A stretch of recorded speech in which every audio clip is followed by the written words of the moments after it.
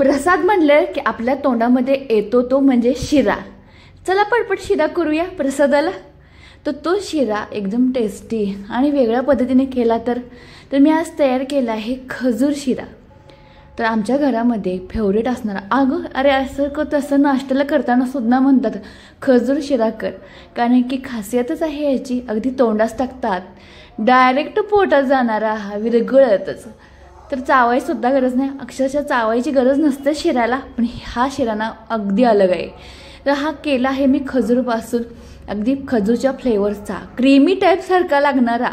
तर हा शिरा बनवला होता कसा, तर प्रसादसुद्धा करायचा होता मला आणि काहीतरी वेगळा फ्लेवर म्हणून मी खजूरचा शिरा दरवेळेला करतेच आणि ही रेसिपी इथं शेअर केली आहे। रवा घेतला आहे 1 वाटी आणि घ्यायचा छान असं तुपामध्ये भाजून।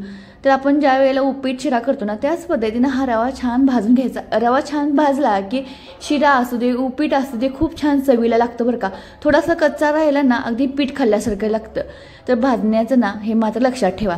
काजू बदाम आणि खजूरचा वापर जास्त करायचा, विलायची घ्यायची आणि सर्व साहित्य आहे ते मिक्सरच्या जारमध्ये घालून त्यामध्ये अगदी थोडंसं दूध घालायचं बारीक होण्यासाठी।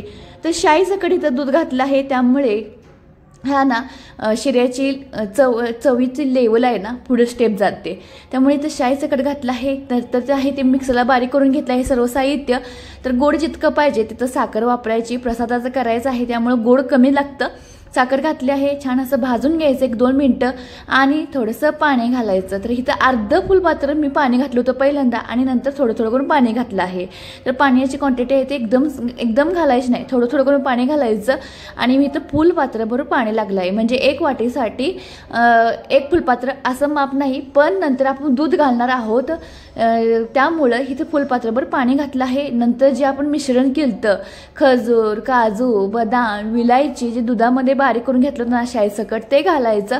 तर तुम्हाला सांगतो रेग्युलर शिरा जेव्हा तुम्ही करताना त्यावेळेला ना ह्या पद्धतीने शिरा नक्की करा, तुमच्या घरच्यांना नव्हे तुमचा सुद्धा फेवरेट होऊन जाईल।